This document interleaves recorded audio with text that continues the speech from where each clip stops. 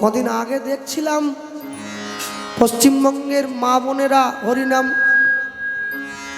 হরিনাম গাইতে গিয়ে কদিন আগে চোখে পড়ছিল মায়েরা সব সবুজ চুড়ি পরে ঘুরছে। তারপরে কমিটির ছেলেরা বলল, দাদা সকলে সবুজ চুড়ি পরছে কেন? সবুজ চুড়ি পরছে কেন? তাই দুই একজন মায়েদের বললাম, মা কেন পরছো? বলে বলতে পারবো না। সে কি তোমরা পড়ছো বলতে পারবে নি? বলে সবাই পড়ছে আমিও পড়লাম। যা অনেক সবুজ চুড়ি কারা পরে? মুসলমান বাড়ির মেয়েরা বিয়ের পরে বোঝার চিহ্ন একটা রাখে আর কি। তা যাক, অনেক চিৎকার টিৎকার করে যদিও সেই চুড়ি খোলানো গেল, এখন ইদানিংকালে দেখতে পাচ্ছি নতুন একটা বেরিয়েছে। হ্যাঁ, মানে সিঁদুর পাচ্ছে, সিঁথির টেপ দিয়েছে, ভালো ভালো, এইখানে দিয়েছে, এটাও ভালো, শাঁখা লোহা পলায় দিয়েছে, এটাও ভালো, এই গলায় একটা ফুটকি।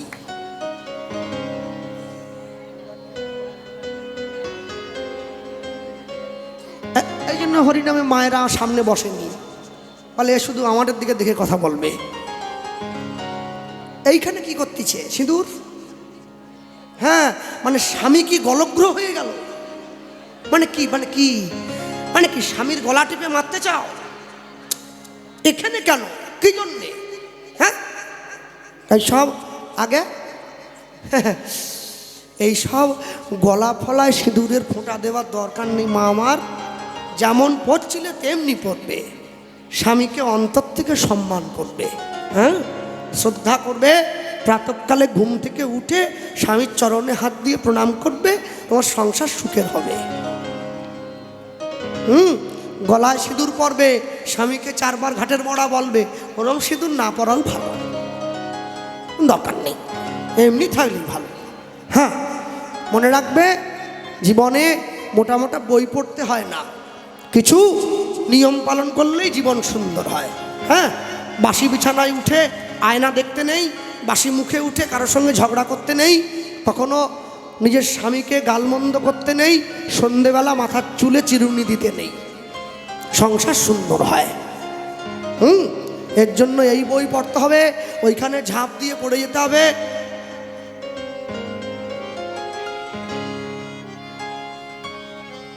আমার মা যে পুকুরে সবাই পা হড়কাচ্ছে, উনিও হড়কাচ্ছে, মাঝে মাঝে হড়কায় আর কি। স্টার জলসা জি বাংলা হড়কাচ্ছে। হ্যাঁ, তা এখন বাড়িতে একা মানুষ, তাই আমি পাশের ঘরে থাকি, মাঝে মাঝে চিরসখা শুনতে পাই। হ্যাঁ, নিম ফুলের মধু কানে পড়ছে, কানে পড়ছে, রাঙামতি তীরন্দাজ কানে আসছে। আবার দেখি মাঝে মাঝে আমাকে ডাকে, একবার আয় দেখবি, আয় কত সুন্দর। এখন আমি দলটা ভারী করছে আর কি, তা আমি বলি যে না, আমি দেখবো নি, তুমি দেখো। মাঝে মাঝে আমার দেখি একা একাই চেঁচিয়ে উঠে, খাসনি খাসনি, ওতে বিষ আছে। আমি আবার ছুটে পড়া বই খাতা ফেলে দিয়ে ছুটে, কি হলো কি হলো? বলে সিরিয়ালে খাচ্ছি, সিরিয়ালের পায়েসে বিষ আছে। উনি চিৎকার করতেছে, খাসনি খাসনি, ওতে বিষ আছে। আহা আহ, বলিহারি বলিহারি। হ্যাঁ, তারপরে সপ্তাহখানেক পরে আমাকে টেনে বসিয়েছে। কি দেখাচ্ছে বলো দেখি? তারে ধরে ধরি মনে করি জি বাংলা, জি বাংলা, জীবন মানেই জি বাংলা। হ্যাঁ, জীবন মানে জি বাংলা নয়, মরণ মানে জি বাংলা। হ্যাঁ, বসিয়ে দেখাচ্ছে চৈতন্য মহাপ্রভুর জীবনীকে নকল করে ওই সিরিয়ালটা বানানো হয়েছে। দেখো না তোমরা, আমার বাপ 14 পুরুষে কেউ দেখেছে এইরকম জিন্সের প্যান্ট পরা চাপ দাড়িওয়ালা 3 হিপি চুল কাটা মহাপ্রভু? ওই ধরি ধরি মনে করিতে গিয়ে লোকে দেখতেছে কি অভিনয় হচ্ছে, ফাটি দিচ্ছে ফাটি দিচ্ছে একবার।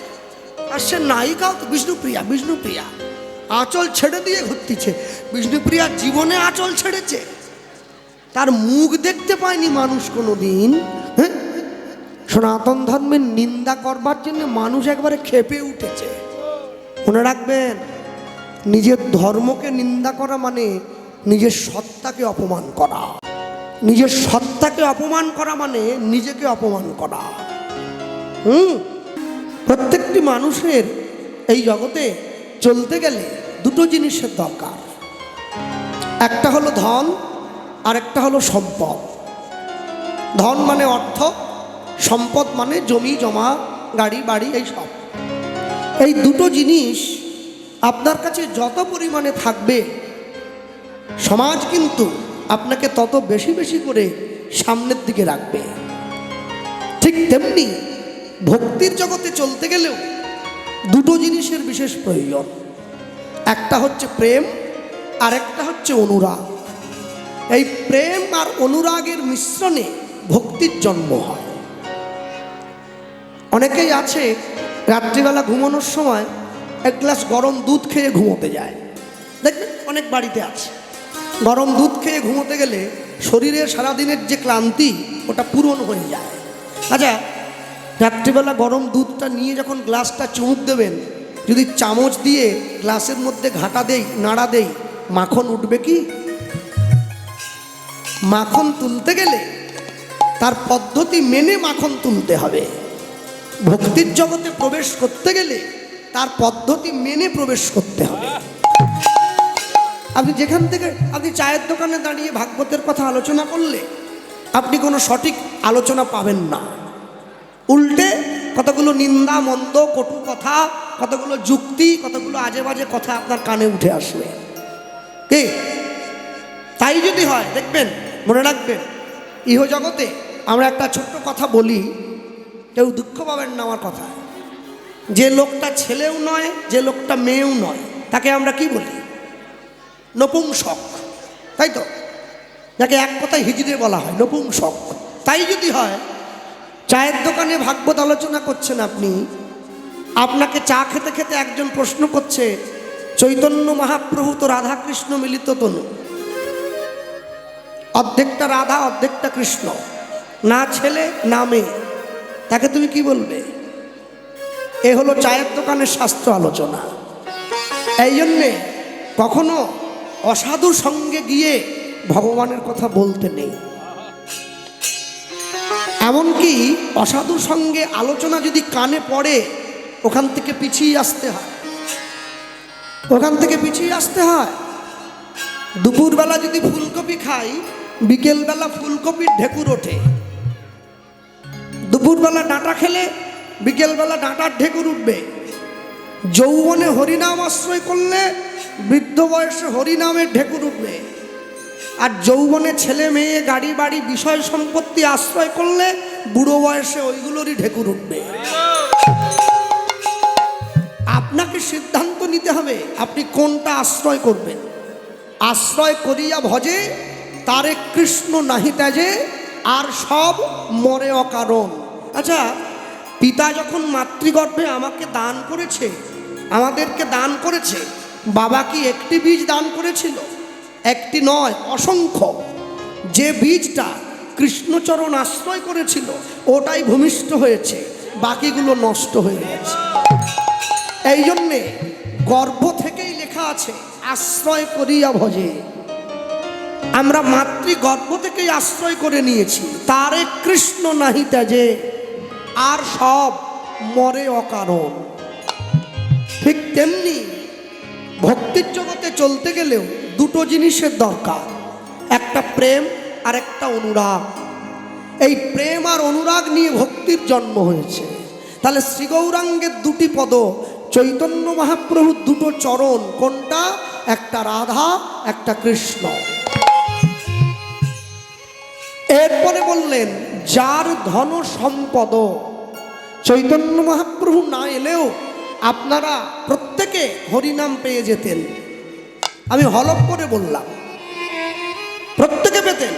মহাপ্রভু না এলেও হরিনাম পেতেন।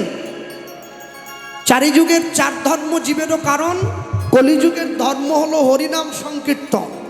পেয়ে যেতেন। তাহলে মহাপ্রভু আসার পরে আলাদা করে কি পেলেন?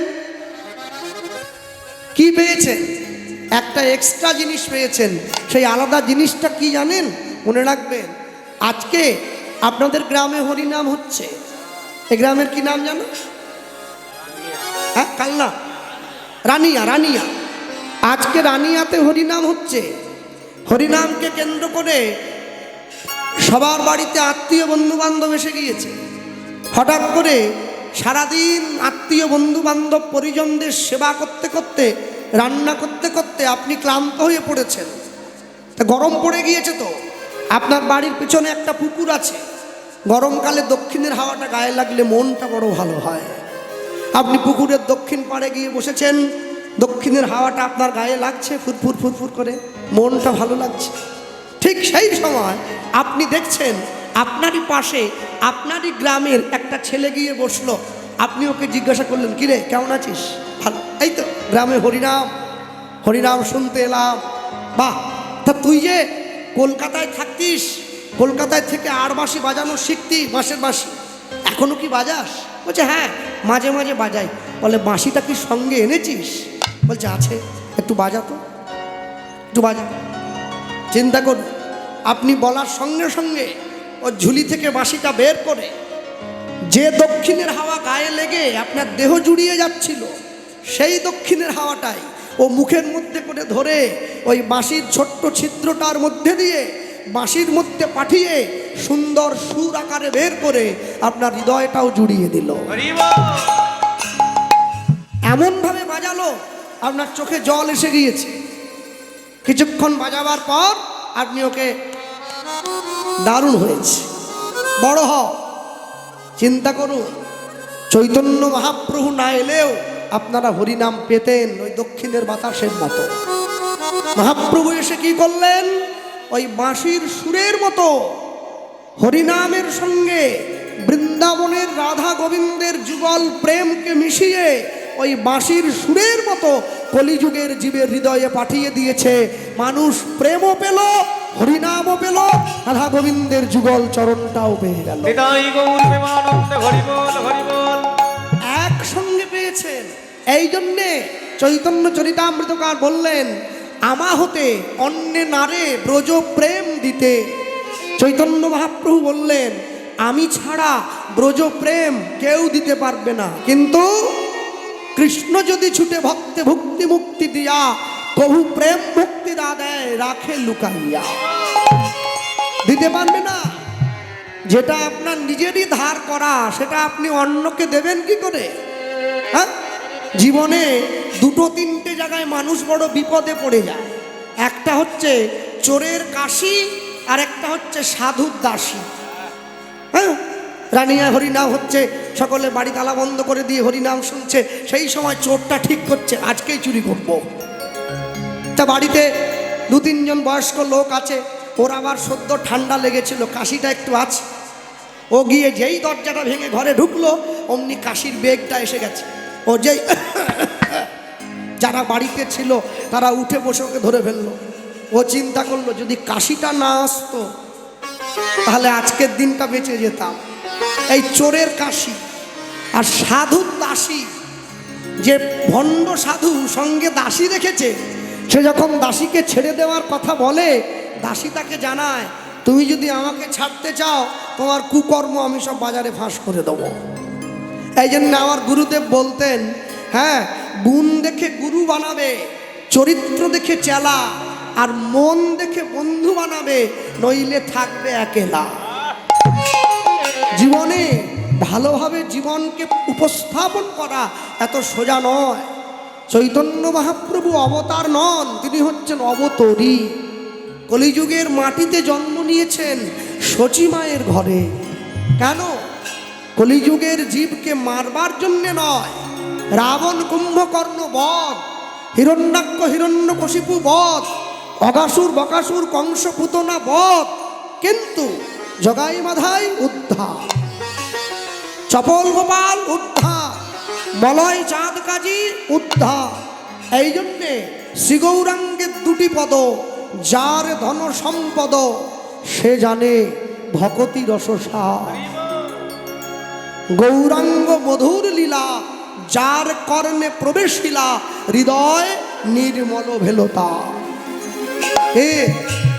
সব সময়ের জন্য জানবেন, বাড়িটা যখন প্রথম প্রথম বাড়িতে তৈরি করে কলকাতায় ফ্ল্যাট কিনে থাকেন, 6 মাস পরে বাড়িতে এলে বাড়িটা ময়লা হয়ে যায়। প্রথমবারে ঝাঁট দেওয়া হয়, ধুলোগুলো উড়ে এসে নাকে মুখে ঢুকে যায়, কষ্ট হয়। 1 বার 2 বার 3 বারের বার ধুলোর পরিমাণটা কমতে থাকে, 4 বার 5 বার 6 বারে পরিষ্কার। প্রথম প্রথম যখন হরিনামে বসবেন না, মনটা বসতে চায় না, উঠে শুধু ফুচকা খেতে চায়। ধুলোটা একটু বেশি পড়েছে, বুঝতে হয়। জোর করে বসান, 1 বার 2 বার 3 বার, এবার দেখবেন 1 ঘন্টা শুনতে ইচ্ছে হচ্ছে, মানে বুঝতে হবে বাড়ি পরিষ্কার হচ্ছে। এরপরে 4 বার 2 ঘন্টা বসতে ইচ্ছে হচ্ছে, 5 বার 6 বারের বার 3 ঘন্টা দাঁড়িয়েই সময় কেটে যাচ্ছে, সময় বোঝা যায় না। বুঝতে হবে বাড়ি পরিষ্কার হয়ে গেছে। হ্যাঁ, ভক্তমণ্ডলী ভক্তিমতী মায়েরা, বৈষ্ণব মহাজন লিখলেন, ও গো যে গৌরাঙ্গে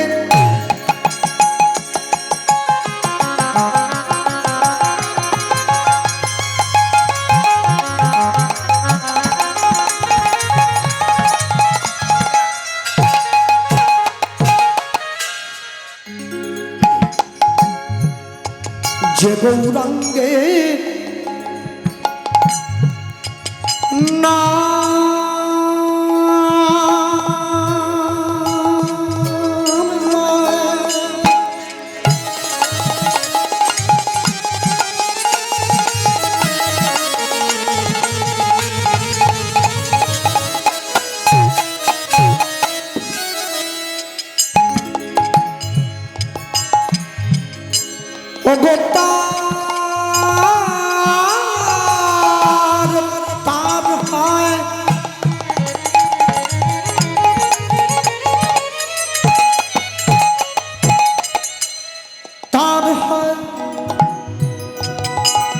কৃষ্ণ প্রেমোদয়,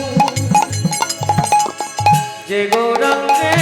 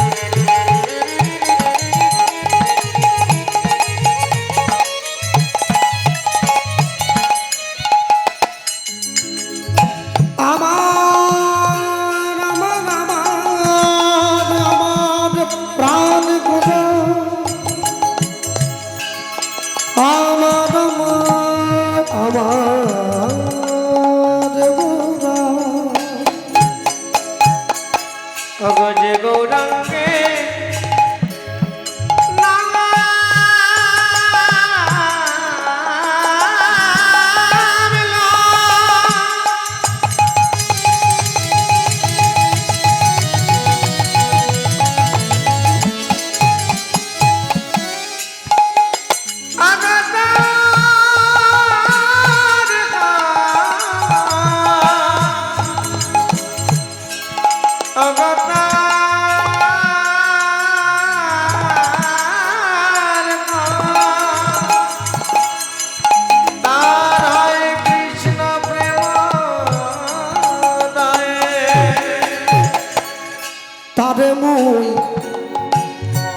যাও বলিহারি, তার মই যাও বলিহারি, তার মই যাও বলিহারি, তার মই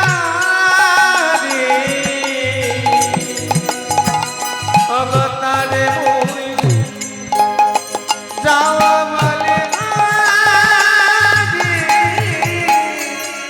গৌরাঙ্গ গুণতে ঝুরে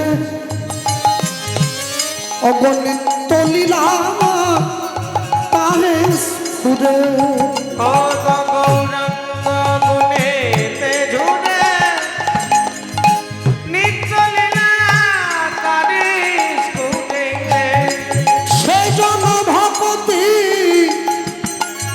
অধিকারী, সে জন ভক্তি অধিকারী। আকাশ জন্মা আকাতি অধিকারী সে জন আকাতি অধিকারী আমার গবুর জানলে সব জানা হলো, আমার গৌরী জানলে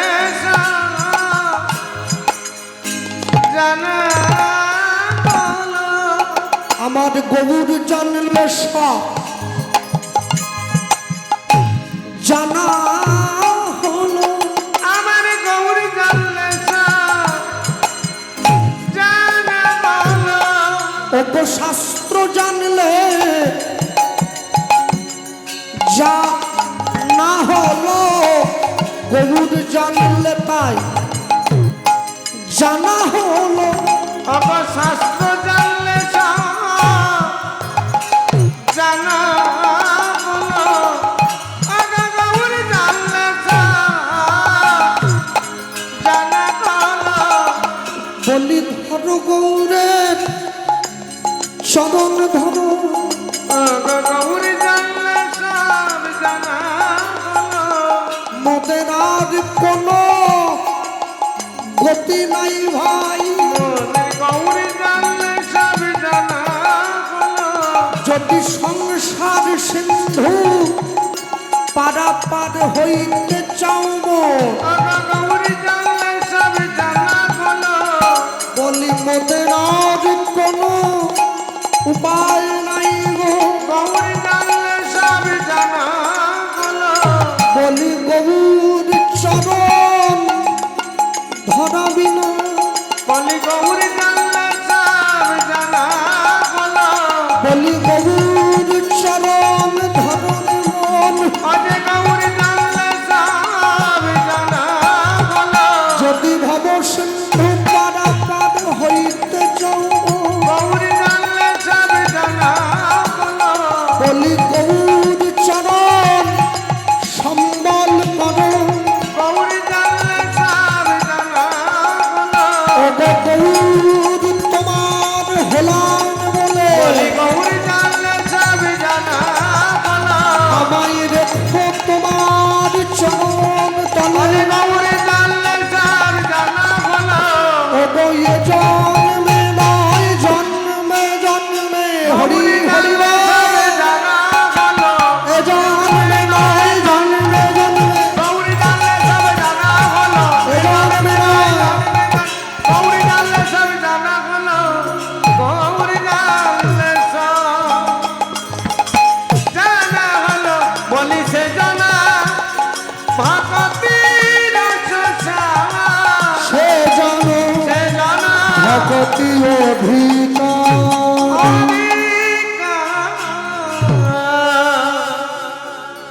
আজকে হরিনাম শোনার শক্তি আছে, মনে মনে চিন্তা করছেন 1 ঘন্টা শুনে বাড়ি গিয়ে ঘুমিয়ে পড়ব।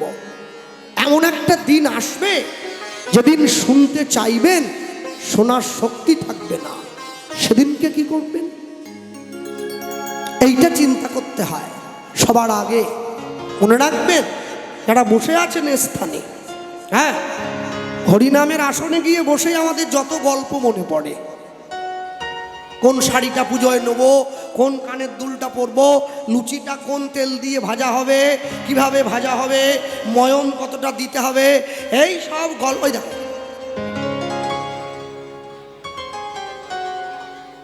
হরিনামে গিয়ে এই সব মনে পড়লো, এমনি সময় মনে পড়ছে না। যখন টিভিতে সিরিয়াল দেখছে, যদি বাড়ির লোক মরেও যায়, বলে এখন কথা নয়, চুপ, কিছু করার নেই। হ্যাঁ, পুরো সমাজ যদি বিষাক্ত হয়ে যায়, সেই বিষের ছোঁয়া নিজের গায়ে একটু হলেও এসে লাগে, একটু হলেও লাগে। মনে রাখবেন, বৈরাগ্য বিদ্যা নিজ ভক্তি যোগম শিক্ষার্থমেক পুরুষ পুরাণ শ্রীকৃষ্ণ চৈতন্য শরীরধারী যথা মাং তথাস্তু তাং প্রপাদে। এতদিন পর্যন্ত আমাদের সঙ্গে যত মানুষের দেখা হয়েছে সবাই শুধু বিদ্যার কথা বলে, সবাই শুধু জ্ঞানের কথা বলে, সবাই শুধু শিক্ষার অহংকার করে, কেউ বৈরাগ্যের কথাটা বলে না। এই যে সমস্ত ছেলে মেয়েরা বসে আছে, দাঁড়িয়ে আছে, যারা পড়াশুনো করছে, স্কুল কলেজে পড়াশুনো করে, যারা ভালো চাকরি করে, কে বলতে পারবে ভারতবর্ষের আদি শিক্ষার নাম কি? বলো, কে পারবে? বলো। ভারতবর্ষের আদি শিক্ষা ইতিহাস, ভূগোল, ইংরেজি? না না, ভারতবর্ষের আদি শিক্ষা হচ্ছে বৈরাগ্য। কাকে বৈরাগ্য বলে? বিষয়ে বিতৃষ্ণার নাম বৈরাগ্য। কাকে বিষয় বলে? রানিয়াতে আমার 2 বিঘে জমির উপরে একটা বাড়ি আছে, একে বিষয় বলে নাকি দোষ? একে বিষয় বলে না। এখন হরিনাম গাইতে গাইতে যদি হঠাৎ করে রানিয়ায় দেব চলে আসে, হরিনামে লোক থাকবে? একে বিষয় বলে। বিষয় এসে গেছে। হ্যাঁ, ভোটের আগে আমাদের গ্রামে এসেছিল দেব, তো গাড়ির উপর থেকে এরকম করে আছে, তো আর সকলে মেয়েরা তো কাঁদছে একবার দেবকে ধরবার জন্যে। হ্যাঁ, একটা মেয়ের সঙ্গে এরকম হাত লেগে গেছে, এরকম করে আছে, তো নায়কের ব্যাপার। আমিও গেছিলাম অবশ্য দেখতে, হাত মেলাতে যাইনি, দেখতে গেছিলাম। তাই হাত লেগে গেছে, তো ও দেখি দেবকে দেখে ফিরে আসছে, হাতটা উপরে তুলে আছে। হাত তুলে আছিস? বলে এই হাত আর 3 দিন ধোবো না রে। তাহলে কেন? বলে দেব ধরেছে। তা আমি বললাম ভাগ্যিস দেব তোকে জড়িয়ে ধরেনি, তুই তো 1 মাস চানই করতি না, তাহলে দেব জড়িয়ে ধরেছে। হ্যাঁ, দেবের সঙ্গে হাত লেগেছে বলে হাত ধোবে না বলছে। কই সাধুগুরু বৈষ্ণবের চরণধুলিতে গড়াগড়ি দিয়ে তো একবারও বলে না আজ আর চান করবো না, সাধুগুরু বৈষ্ণবের ধুলি অঙ্গে লেগেছে। মানসিকতার বড় নিম্নগামী আমাদের মন, আমাদের এত নিম্নগামী। এই মনোবৃত্তি আমাদেরকে আরো নিচের দিকে টেনে নিয়ে যাচ্ছে। মনে রাখবেন, যারা বসে আছেন এই স্থানে, সব সময়ের জন্য পৃথিবীতে প্রত্যেকটি মানুষ, প্রত্যেকটি জীব নিজ নিজ কর্ম সম্পাদনের জন্য এসেছে। কর্ম শেষ, আপনাকে চলে যেতে হবে। আপনার জায়গাটা অন্য কেউ এসে দখল করবে। আপনি থাকতে পারবেন না 1 ঘন্টাও, কর্ম শেষ হয়ে গেলে। তাই জন্যে সারা জীবন নিজের জন্য করেছেন, কোনোদিন ঈশ্বরের জন্য করেন নাই। তাই জীবনে প্রত্যেক দিন 24 ঘন্টা সময়ের মধ্যে থেকে 24টা মিনিট ঈশ্বরের চরণে দেবেন। 2 ফোঁটা চোখের জল দেবেন যদি সম্ভব হয়। দেখবেন শেষের দিনে পুরো সংসার আপনার থেকে মুখ ফিরিয়ে নিলেও ঈশ্বর কিন্তু ফেরাবে না। কেন? ভগবান ঋণী থাকেন না। ভগবান কারো কাছে ঋণী থাকেন না। আমাদের মেদিনীপুর থেকে 2 জন ভক্ত জগন্নাথ দেবকে দর্শনের জন্য গিয়েছিল, কিন্তু মন্দিরে এত ভিড়, মন্দিরের মধ্যে ঢুকতে পারেনি, বেরিয়ে এসছে। বয়স্ক মানুষ তো, স্বামী স্ত্রী 2 জন। প্রত্যেক দিন মন্দিরের বাইরে বসে জগন্নাথের কাছে কাঁদত, প্রভু এত ভিড়ের মধ্যে আমি প্রতিদিন আমরা 2 জন তোমায় দেখতে আসি, কিন্তু কোনোদিন তোমায় দেখতে পাই না, আমাদের ফিরে যেতে হয়। সঙ্গে সঙ্গে পুরীর পান্ডা ধরে জিজ্ঞাসা করছে, প্রতিদিন এসে মন্দিরের বাইরে থেকে ঘুরে চলে যাও, জানোই যখন যে এত ভিড়ে তোমরা জগন্নাথকে দেখতেই পাবে না, তাহলে আসো কেন? বাড়ির লোক বাড়ি ফিরে যাও। স্বামী স্ত্রী মিলে 2 জন বয়স্ক মানুষ সেই পুরীর পান্ডার কাছে হাত জোড়ো করে বলেছিল, আমরা জগন্নাথকে দেখতে পাই না তো কি হয়েছে, জগন্নাথ তো আমাদের দেখতে পায়। আমরা যে আসি আমরা যে তাকে দেখতে আসি, প্রমাণ তো আছে। না এসেই যে আসি এ তো বলবো না।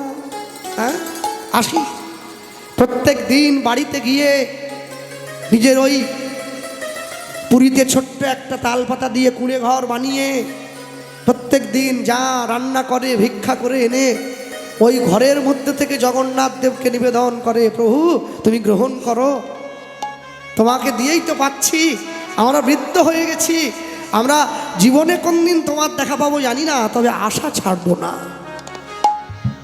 আজকে সকালবেলায় পুরীর মন্দিরের পাণ্ডারা যখন মন্দিরের দরজাটা খুলেছে, মন্দিরের দরজা খুলে দেখছে জগন্নাথের গোটা গায়ে কাঁটা গাছগুলো ফুটে ফুটে আছে। সকলে মিলে ছুটে গিয়ে যখন জগন্নাথের গা থেকে কাঁটা গাছগুলোকে টেনে টেনে পরিষ্কার করছে, দেখছে জগন্নাথের দেহটা ক্ষতবিক্ষত হয়ে গেছে, রক্ত গড়িয়ে পড়ছে। পাণ্ডারা চিন্তা করলো, গভীর রাত্রিতে জগন্নাথ কার ঘরে যায়? আজ আমরা জেগে থাকবো, আমরা দেখবো তুমি কার ঘরে ছুটে যাচ্ছ। হ্যাঁ, গভীর রাত্রিতে পাণ্ডারা জেগে বসে রয়েছেন। যখন ওই বৃদ্ধ আর বৃদ্ধা দুইজন ভিক্ষা করে এনে রান্না করে জগন্নাথ দেবকে ভোগ নিবেদন করছে, পাণ্ডারা দেখছে পুরীর মন্দিরের জগন্নাথ আস্তে আস্তে মন্দির থেকে বেরিয়ে গিয়ে ওই বৃদ্ধার পাতার কুটিরের পিছনে একটা কাঁটা ঝোপ আছে, সেইখান থেকে গিয়ে উকি বাড়িয়ে হাত বাড়িয়ে নিচ্ছে, আমায় একটু দাও, আমায় একটু দাও। হাতটা বাড়িয়েছে। প্রভু প্রত্যেক দিন 56টা ব্যঞ্জন দিয়ে তোমার সেবা হয় পুরীতে। হ্যাঁ, এই কথাগুলো আমি বলতে চাই না, কেননা এগুলো শোনার লোক নেই। হ্যাঁ, হরিনামে যত বাজে কথার প্রচার করতে করতে আমরা এমন নোংরা করে ফেলেছি কীর্তনটা, কোনো ভক্তিতত্ত্বের কথা মানুষ আর শুনতে চায় না। হ্যাঁ, তারপর নিজেকেও ধরে রাখা যায় না। প্রত্যেক দিন 56 ব্যঞ্জন দিয়ে তোমার সেবা হয়, আর তুমি আমার মতো সর্বহারা কাঙালের ঘরে হাত বাড়িয়ে এসে দাঁড়িয়েছ, এই আলু সিদ্ধ আর ফেনা ভাতটা হাত পেতে চাইছ। জগন্নাথ দেব বলে, তোমরা যখন প্রতিদিন কত রৌদ্রের মধ্যে মন্দিরের বাইরে গিয়ে আমার জন্য অপেক্ষা করো, আমার ইচ্ছে হয় আমি মন্দির থেকে ছুটে বেরিয়ে চলে আসি তোমাদের কাছে, কিন্তু পারি না, পারি না। কেন জানো? একটা অধিকার আমায় বেঁধে রেখেছে, মন্দিরে আমার জন্য হাজার হাজার মানুষ যে অপেক্ষা করে, আমি যদি তাদেরকে অপেক্ষা করিয়ে তোমাদের কাছে ছুটে আসি, তাদেরকে তো উপেক্ষা করা হবে। কাউকে উপেক্ষা করিয়ে কারো অপেক্ষার দাম দিতে আমি পারবো না, কিন্তু রাতের বেলায় তো মন্দিরে কেউ থাকে না, তখন আমি তোমাদের কাছে ছুটে আসি। পাণ্ডারা ছুটে এসেছে, জগন্নাথের গোটা অঙ্গে কাঁটা ফুটে গিয়েছে। প্রভু তুমি এত কষ্ট করে না এসে, তুমি যদি চাইতে আমরা নিজেরাই তোমাকে বয়ে আনতাম মন্দির থেকে বৃদ্ধের ঘর পর্যন্ত, তুমি নিজে ছুটে আসতে যাও কেন? জগন্নাথ দেব বলে, তোমাদেরকে বললে তোমরা আমায় আনতে, কিন্তু ওরা যে দুইজন প্রতিদিন রোদের তাপে কতটা কষ্ট পায়, প্রচণ্ড রৌদ্রে ওদের দেহটা জ্বালায় পোড়ায় ক্ষতবিক্ষত হয়ে যায়, সেই ঋণটা পরিশোধ করবার জন্যে আমি ইচ্ছা করে কাঁটার আঘাতটা নিজের গায়ে নেই, যাতে ভক্তের ঋণ একটু পরিশোধ হয়। এই জন্যে সব সময় জানবেন, যখন হরিনামের আসনে গিয়ে বসবেন, যখন ভগবানের নাম শুনতে গিয়ে বসবেন, ভগবানকে জানাবেন, প্রভু তোমার নাম বুঝি চাই না বুঝি, তোমার কথা আমার হৃদয়ে প্রবেশ করুক আর না করুক, হরিনামের আসনে এই 3টে ঘন্টা বসে এই আসনে যেন তোমার জন্য 2 ফোঁটা চোখের জল ফেলতে পারি। কেন? ভগবানের নামে নাচার লোক অনেক পাওয়া যায়, ভগবানের নামে হাসাবার লোক অনেক পাওয়া যায়, কিন্তু ভগবানের নামে কাঁদার লোক সবাই পায় না, সবাই পায় না। ভগবানের নামে চোখের জল ফেলা, ভগবানকে ভালোবাসা এত চারটিখানি কথা নয়। হ্যাঁ, তোমার ছেলে মেয়ে যদি তোমায় দুঃখ দেয়, তুমি কথা বলতে বলতেই কেঁদে দাও। তোমার স্বামী যদি তোমায় দুঃখ দেয়, তুমি কথা বলতে বলতেই চোখের জল ফেলো। কোনোদিনও তো মন্দিরে গিয়ে ভগবানের নামে চোখের জলটা ফেলো নাই, কোনোদিনও ফেলেছ কি? তোমার নিজের ছেলে যখন তোমার কোলে ঘুমিয়ে পড়ে, কীর্তন শুনতে গিয়ে তুমি নিজে মশার কামড়টা সহ্য করে তোমার ছোট্ট সন্তানের গায়ে আঁচলটা ঢাকা দিয়ে দাও, তাতে আমার ছেলের ঠান্ডা না লাগে, মশা না কামড়ায়। তাহলে তোমার ঠাকুর ঘরে যে ভগবান বসে আছে, তাকে তুমি খালি গায়ে ফেলে রেখে দিয়েছো বছরের পর বছর। কোনোদিন একটা চাদরের টুকরো নিয়ে গিয়ে তার গায়ে দাও নাই, সে প্রভু তোমার কি কোনো কষ্ট হচ্ছে? তুমি বলো নাই, তুমি বলো নাই। মনে রাখবেন, কীর্তন মানে শুধু কতগুলো গান আর কতগুলো কথার সমাহার নয়। কীর্তন মানে মানুষের আত্মতৃপ্তির পরিবর্তন ঘটানো। মানুষ যদি নিজের জৈবিক চাহিদাকে একটু অপদমিত করে পারমার্থিক চাহিদার দিকে অগ্রসর হতে না পারে, তাহলে মানুষের জীবনে হরিনামের আসনে বসে থাকাটা শুধু বেকার বলেই পরিগণিত হয়। গৌর প্রেম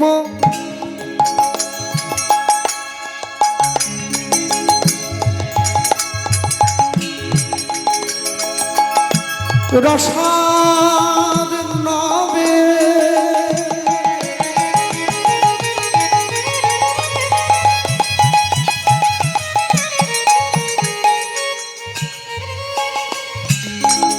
প্রাণ গোরা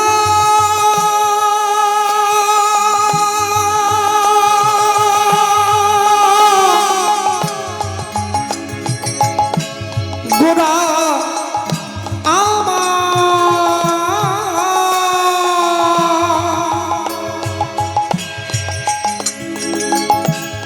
গোদায় আমার প্রাণ গোদা আমার আমার প্রাণ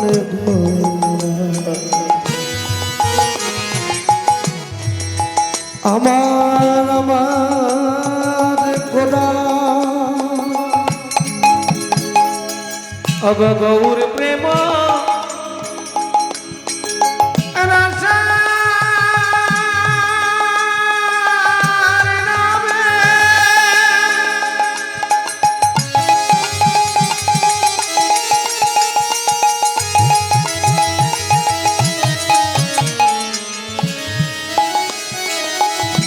সে তরঙ্গে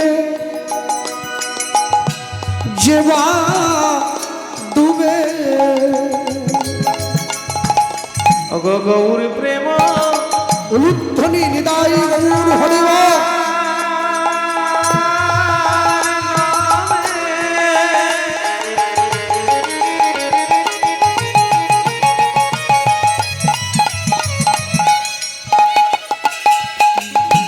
अगसे तरंगे देवा में সে রাধা সে রাধা মাধব অন্তরঙ্গ সে রাধা মাধব অন্তরঙ্গ अगसे राधा माधव अंतर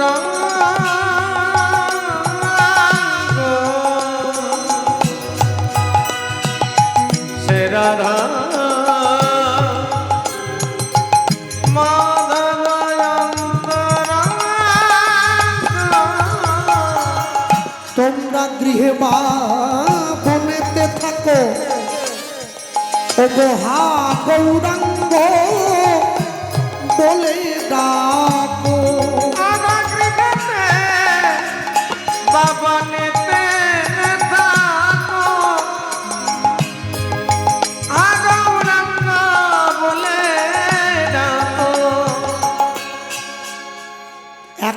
টাকা দিয়ে বাড়ি বানিয়েছি, বনে থাকতে যাবো কি জন্য?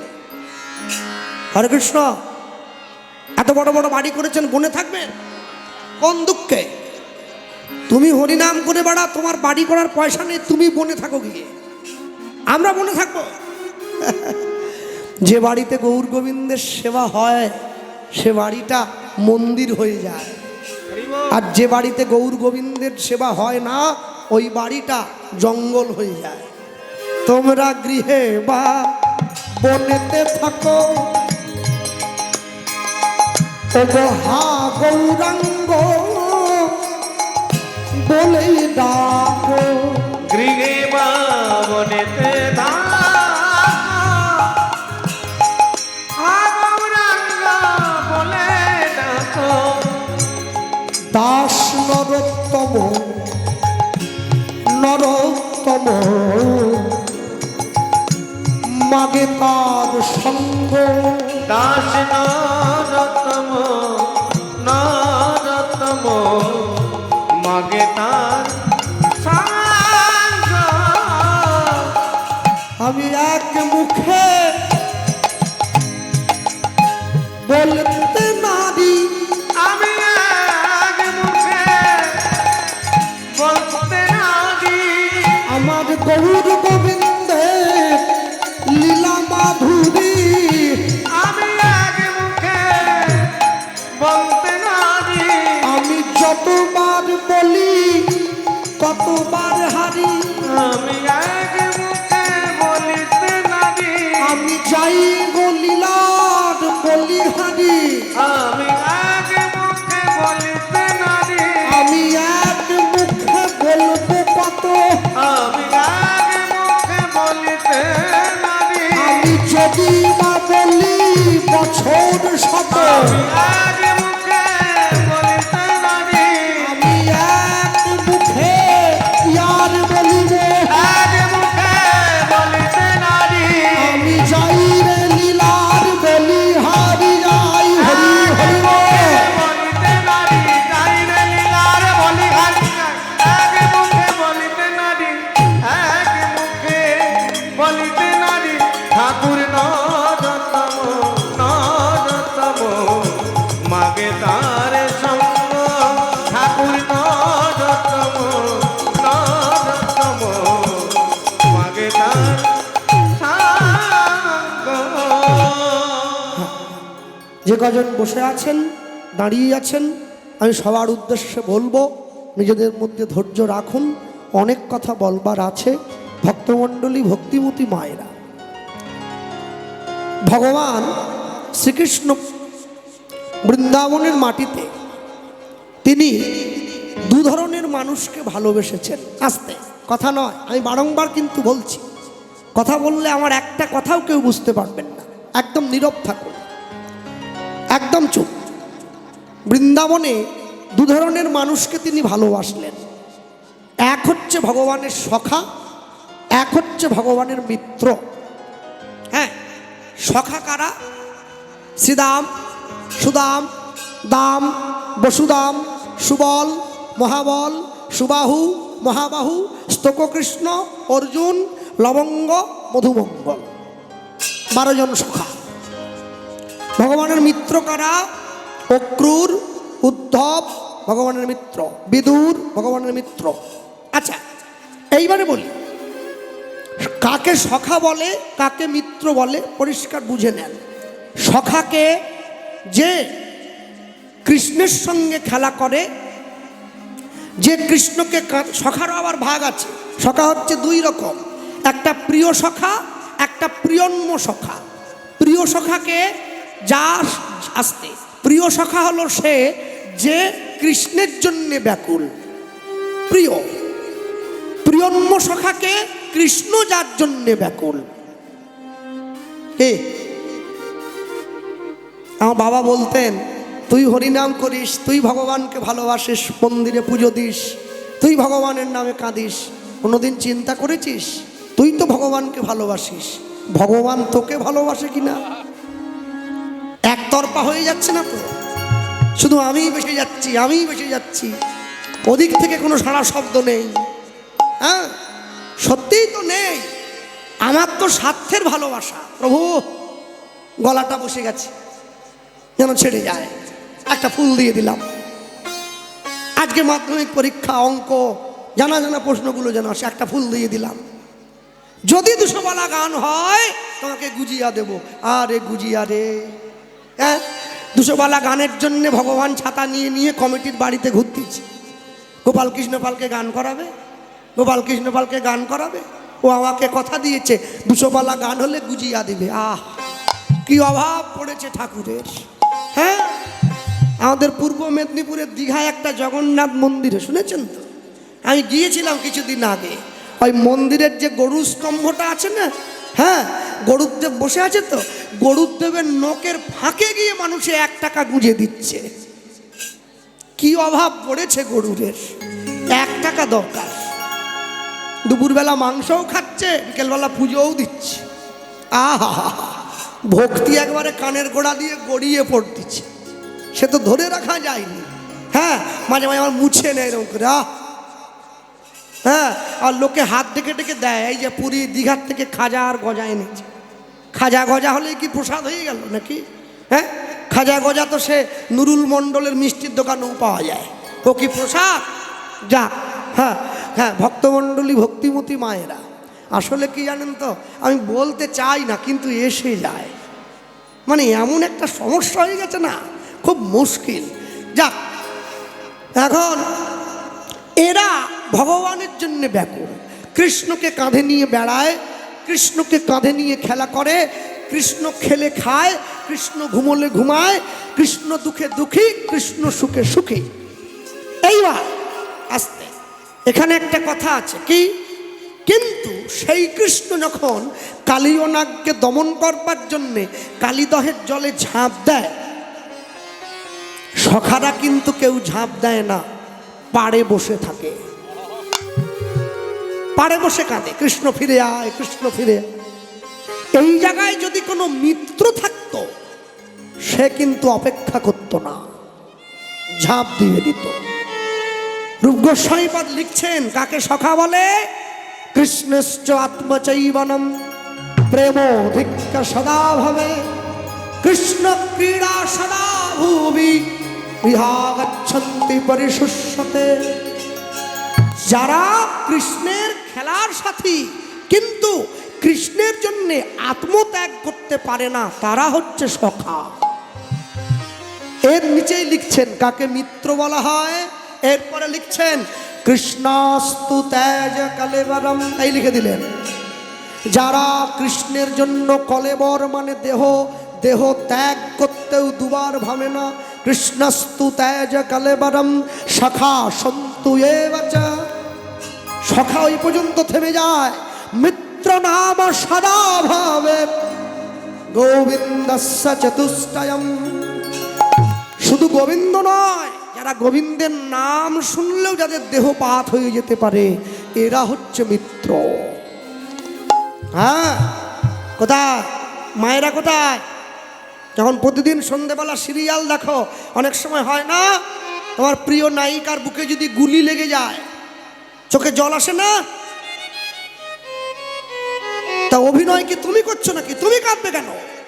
তাহলে সেই মুহূর্তে একটু অভিনয়ের মধ্যে নিজেকে ঢুকিয়ে নিয়েছিলাম। যারা কৃষ্ণ বিরহে, কৃষ্ণের দুঃখের কথা শুনলেই যাদের প্রাণ চলে যেতে পারে, হ্যাঁ যারা কৃষ্ণের মধ্যে ঢুকিয়ে নিয়েছে নিজেকে, অক্রুর কি ভাবে? অক্রুর ভাবে আমিও কৃষ্ণের, কৃষ্ণ আমার। মাঝে মাঝে কৃষ্ণের কথা ভাবতে ভাবতে নিজেই কৃষ্ণ হয়ে পড়ে, সেই মাসি সেই হাসি। হ্যাঁ ভক্তমণ্ডলী মায়েরা হরিসভায় বসে, যারা জ্ঞানীগুণীজন বসে আছেন, হ্যাঁ আমার পরে রাসলীলা কীর্তন শুনবেন।